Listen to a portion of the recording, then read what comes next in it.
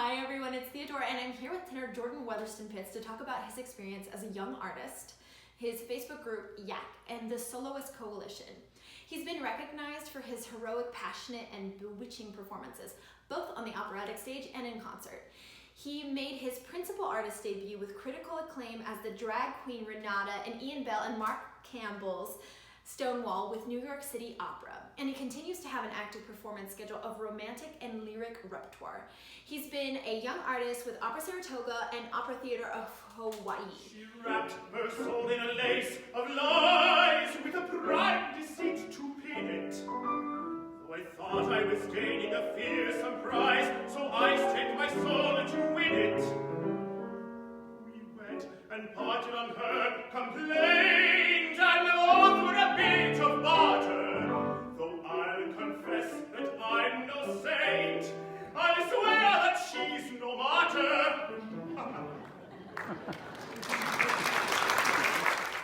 Hi Jordan, thank you so much for being here today. Hi, thanks for having me. I'm really excited to talk to you because you are a big proponent of the young artist community. You've started YAC, you're a part of the Soloist Coalition, and I want to talk about your experience as a young artist and everything that you do for the young artist community. But first off, I want to ask you, you've sung for Saratoga and Hawaii Opera Theater, and I want to know about your audition experience and just your general time there, if you wouldn't mind talking about that. So I did Saratoga first. My audition experience was actually a little, was interesting. It was not traditional. I mean, I auditioned and I didn't hear anything back originally. But I did get an email from Larry Adelson, who runs the program, like about, I don't know, like a month after my audition. And he also runs a company called the American Lyric Theater, ALT. And he asked me to sing on a concert. It was like, Ricky and Gordon's House Without a Christmas Tree, and then another, a new opera. And I had like one line, like one solo line. And I remember just like being like, wow, I'm just going to sing it. Just going to do it. And it was funny because it was at a time when I think like technically things were starting to like work a little bit better for me. And he actually called me in to sing for him again. I mean, I guess what I've realized is that maybe I think I did well enough that he was thinking like, we have some space for a tenor in the program, and like maybe I should hear this kid again. So I actually went and sang for him again, and then he offered me the position in the program. So that was like, and that was my first YAP. So I got, like I'm 30 now, and I got started late. That was when I was 28. I was 27 at the time. I turned 28 the year after, yeah. But on top of that, I did their outreach program. He also offered me the outreach program in the winter, like fall, winter of that same year. So I spent a lot of time at Opera Saratoga. And then Hawaii Opera Theater, I got from a general audition the year after. And yeah, I mean, that's an experience we'd have to unpack. It was just amazing being at Hawaii. I bet. So do you feel like when you were auditioning, you did something, obviously not Saratoga because it was a different context, but that made you stand out? I think my voice type, I mean, this is going to sound, I have a unique voice type, but I have a unique voice. I've always known that I was going to sing like maybe like bigger lyric rep. I'm still growing into my voice type. So I think like the stuff that I was offering at the time fit really well with my strengths, and it's interesting because I don't think I did anything particularly more to prepare for that season. I just think I was like more emotionally and mentally ready to like walk into an audition and present what I did best, which is different than I think some young artists approach, like how they approach their auditions, because I think like some people think like I have to have like this group of arias and this package of things, when really it should just be about like what you sing best. And I think like I had started working with a new teacher at the time, and she really helped me kind of realize like it's not just about the package, it's about like you starting with something that you sing best, period. Like, how do you sing when you walk into the room? Like, that's really what matters. So I think that was like a renewed confidence, a new confidence in me. And that is what allowed me to like break into the circuit. And I had spent years trying to do it, trying to get something, you know? So I can relate to the struggle, you know? Young artists are like struggling. I haven't done a young artist program yet. I don't know how to do it. Like I was there, I was in the thick of it, like not knowing what to do. So I think that's what changed for me. Great, thanks for sharing that. I'm curious, what do you think young artists should know about a young artist program? Like what to prepare for if they haven't done one? Oh gosh. You know, it's tough to say because so many young artist programs, especially training programs, like year-long programs. I have two really good friends who are Lindemann artists, and I've had a really like in-depth sort of personal look at that schedule, really kind of like from an outsider's perspective. Every young artist program is going to be different, but the main thing you have to be prepared for is for people to work with you, what you have going for you, if that makes sense. Like I have a lot of problems with the way young artist programs pressure us to be sort of like finished products. But, you know, I put that in air quotes because no one is ever a finished product. But I think there has to be an ability to collaborate and also be a team player. And really, there's a lot of work to be done. Like there can be long days of rehearsals, dance calls, extra things that have nothing to do with the opera, whether that's like, you know, an Italian course or, you know, a movement class or like, you know, acting or whatever it is. And if you have like roles that you're covering or working on, like you have to really have those things down solid, which is a conversation separate to this one. But the ability to like really collaborate and be in the experience fully is really important. As well as being prepared to kind of like really put in the work, because it's a lot of work. No matter where, across the board, it's a lot of work. Yeah, I hear very long hours is the across the board feedback. Always, yeah, long hours, long rehearsal hours, sometimes late at night, and you have to wake up early.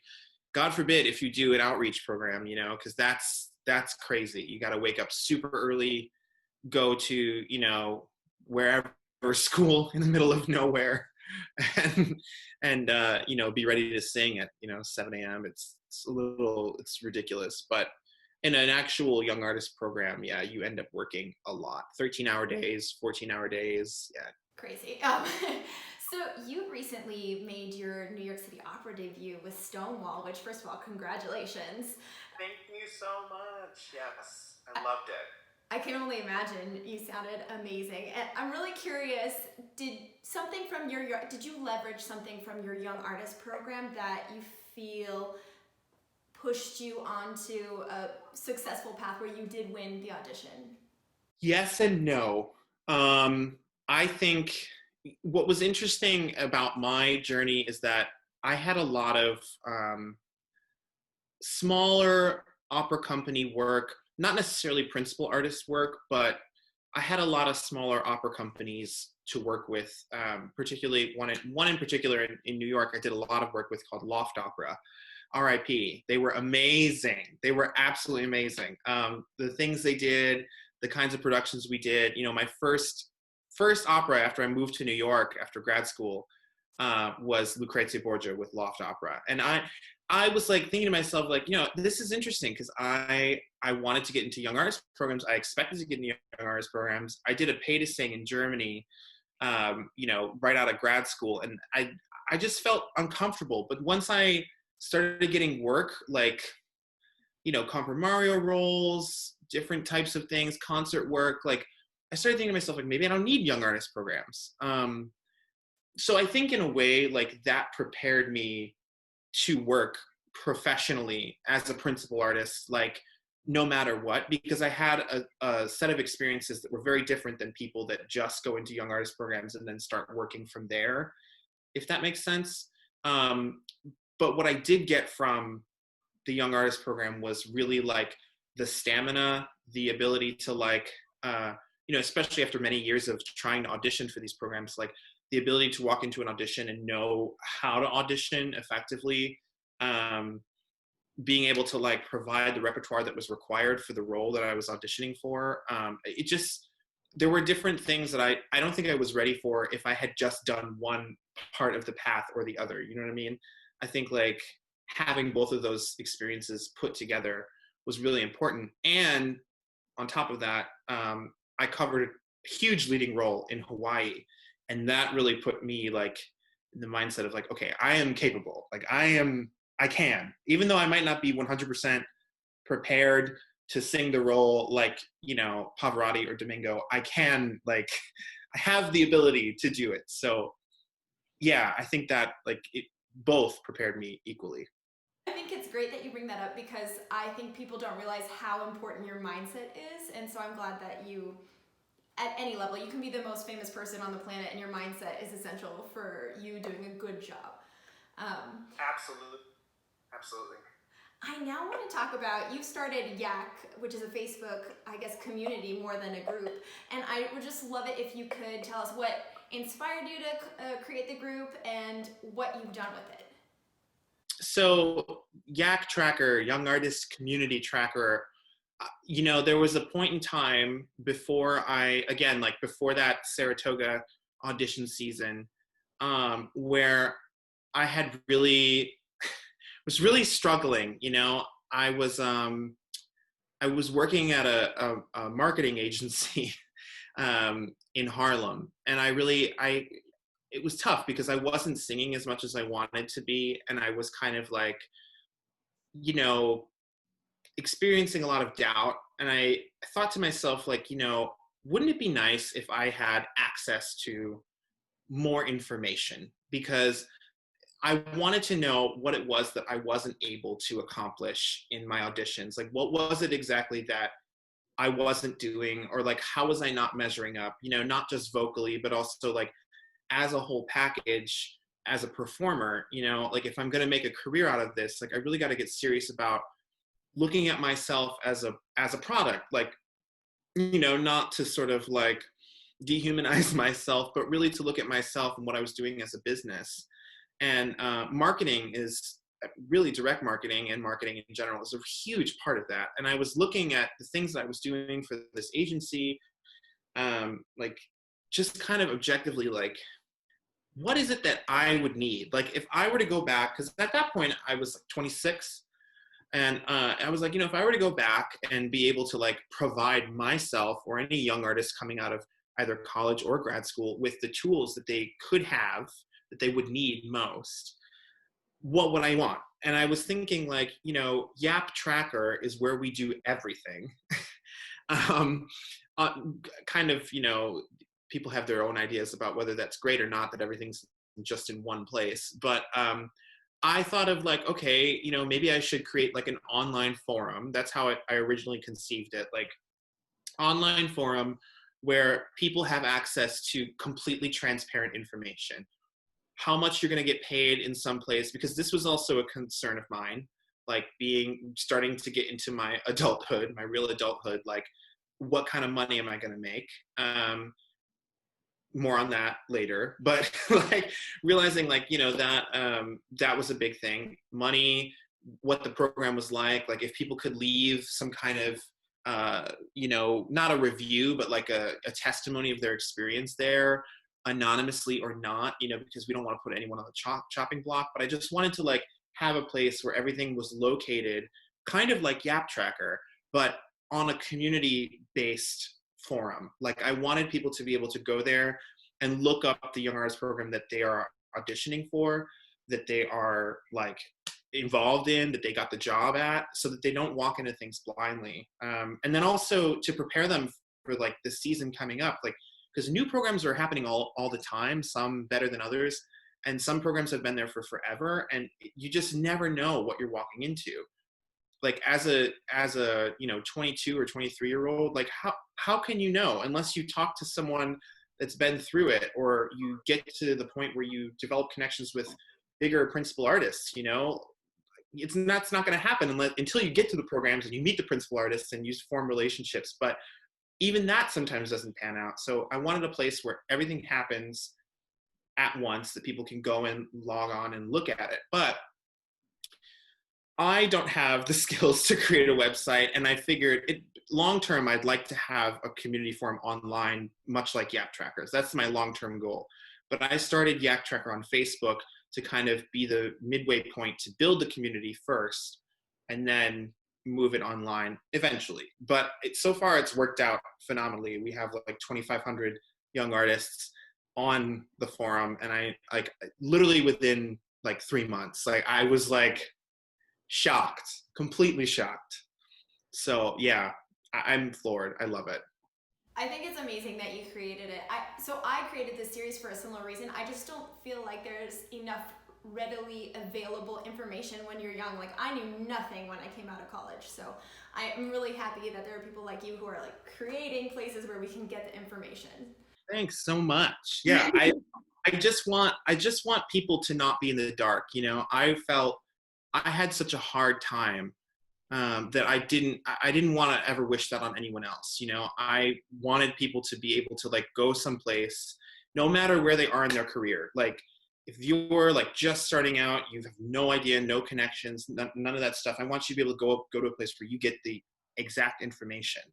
And I didn't really care that like I was putting out this information that companies, I don't know. I mean, I haven't gotten a lot of feedback from companies whether they like it or not. I got a really wonderful message from a young artist director from a very high level company where he was like, I'd like to answer questions. I'd like to be someone that helps you. And, you know, that's really the only thing that I've received. Young artists are afraid of that retaliation of sticking their neck out, but I've already been through the rumor, you know?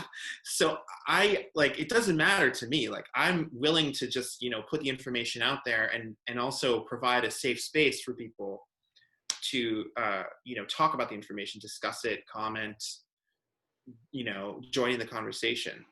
My strict rules on YAC Tracker are about, you know, not letting company administrators or directors in the group. I go through everybody. I go through every single person that applies to the, you know, to the group, and they answer all the questions and everything. And I look them up and I do a little bit of research, and, you know, certain people can be trusted with other information, but it's hard. Of course, the internet is not completely private ever. So there's that. So like, it's just nice to have a place where people can talk openly about these kinds of things. So thank you. Absolutely. You touched on it a little bit, but I know you've been working pretty hard on this document where you talk about the pay grades. What is the best way to access that document? Yeah, that document is at the very top of the announcements on YAC Tracker. It's pinned right to the top. So if people want to look at it, they can. I'm putting out an updated one, I think next week sometime, just because I got a lot of feedback from people once I put out this most recent one. People were like, well, you know, this is kind of not correct, and there are some other things to add to this one. What I did was, because certain young artist companies have different tiers, there's like a, you know, like a studio or an apprentice or a higher or lower tier. I just averaged everything together because those numbers fluctuate so often that, you know, with whatever inflation, you know, how much they want to pay people, it's different. So I'm going to pin a new one, preferably yearly, you know, up on top of the page. But also people can email me or direct message me, and I can share it with them as well. Awesome. So if you weren't busy enough, you also became leadership on the Soloist Coalition, and I would love it if you could talk a little bit about that also. Yeah. So yeah, I'm really excited about the Soloist Coalition, and yeah, I'm super busy, a million things. I also have a podcast that I'm working on, design, like, you know, really specifically for young artists, with a singer. Her name's Emily Hughes, and I'm just so excited to be working on that. The Soloist Coalition is a like still forming. I mean, I got a message from Eric Faring, who's on the AGMA Board of Governors, I think for Midwest. He's probably going to kill me if he sees this and that's wrong, but I think it's the Midwest. But he, you know, he was at the Ryan Opera Center. He was a young artist there. phenomenal tenor. He sent me a message and he was like, you know, with the work that you're doing with YAC and whatever else you're doing, your principal artist work, I really want you to be on this like forum, which just started off as a core group, I think, of 5 singers, most of them on the board of governors. Janie Barton was one of them. And then it kind of, I mean, this might sound ridiculous, but Corona, COVID, being in quarantine has been the weirdest blessing in the world for the Soloist Coalition, because it started off like so small, and then all of a sudden, because nobody had anything to do, we all of a sudden had like, I think we have like 40 to 50 people in the core group. Some of them like Lisette Oropeza, Russell Thomas, Stephen Costello, like big names. And then also like, you know, me, like, you know, some other young artists. And then we formed from there. What was really cool was like, because there was like a need for young artist issues specifically, we formed a brain trust of around 13 to 15 people that deal with young artist issues specifically. But it really all blew up so fast. I mean, to put it in a nutshell, the Soloist Coalition is an extension of AGMA, which is our union. And unfortunately, the need was that soloists were not always at the table during negotiations. Like a lot of AGMA's policies and negotiations of contracts and things like that don't like really benefit soloists the same way they benefit chorus members. And, you know, so there was a real need to kind of like fill that sort of hole in the industry. And I think that what Eric and Megan and everybody else are doing to create it is just fantastic. I run their social media, well, their Instagram. Wally Junta and I sort of tag team, and Isabel Leonard also helps us run the social media as well. So it's a really just interesting like amalgamation of people and things, and we're trying our best to get policies changed around how soloists receive their pay. Obviously, the coronavirus put us in a situation where nobody's getting paid, nobody has jobs. So we're all trying to like find ways to change the system to better help us, benefit us, and represent us. Awesome. So as a regular singer, how do you get involved? What can we do to help the Soloist Coalition? To get involved with the coalition, typically we accept people that are AGMA members in good standing. I think that's like across the board what we would like to put out there. Those are the people that we would like to be at our town halls. However, on the young artist side, we have a group of people that get together in a sort of like non-union and union chat. Unfortunately, that's specifically for young artists. So if someone is non-AGMA and a singer, you know, trying to work towards getting AGMA contracts, like it's good to be involved, like to be in the loop, like to maybe know what it is we're doing. We send out notes. You can definitely send us an email and we will send you, you know, correspondences, but it is open to AGMA members in good standing. However, what's great about that is that, you know, typically we see as a trend across the industry, things that happen in AGMA signatories, AGMA houses, tend to get repeated or trickled down to, you know, other houses that might not, you know, be signatories. So I think it's really cool because singers can still benefit from what we're doing in the long run. But getting involved is really easy. If you are an AGMA member, you just email soloistcoalition@gmail.com. We have the Young Artists one, which is just, I think it's scya@gmail.com. And then we have a Young Artist Mentorship program as well that's just beginning. Again, Wallace Junta runs that. So, and that's just Young Artist mentorship@gmail.com. Thank you so much. I want to ask my 2 favorite questions that I ask everybody. What do you wish you would have known earlier? I wish I would have known that I am capable. I faced a unique set of issues with my own confidence, my technique, and all these things. And I just was never sure if I was capable. And I wish I had known that, you know, if that person can do it, I can do it. Like there's no magic panacea. There's no like end all be all. Everybody is constantly in a work in progress, and you have to realize that like you are capable of doing it. If you put your mind to it, you can actually do it, and you can get farther than you ever thought you could. Yeah. Amen. Do you have any parting words of advice to the young artists of today? Yes. Practice. Practice. Discipline yourself with your practice, and then also be part of a community. Like don't think that you're alone. Don't think that you go at it alone. Obviously you're going in, it's you that's in the audition and you're promoting yourself as an artist, but don't discount the other young artists that are with you in the journey. Like we all are going at it together, and you can really derive that confidence that you need to move into being a principal artist by accepting the community and being part of it and uplifting each other, no matter what your voice type, no matter if, you know, if you're a soprano and you're hearing this other soprano and she's so good, it's like, no, don't feel threatened by that. Get on your game, like get out there, practice, do the best that you can be. And, you know, like ask her, like get involved with what she's doing, like bring her in, like be her friend, like be communicative, like be part of the community. That's my advice. Jordan, thank you so much. I really appreciate everything you told us here today. Thank you so much. This was so fun. For those of you at home, please subscribe to Jordan's YouTube channel. And if you want to read more about him, visit his website, www.jordanwpitts.com. I'm Theodora, and we've been in the wings with Jordan Weatherston Pitts. Join us next time as we talk with Hannah Bramer about her journey from young artist to principal artist.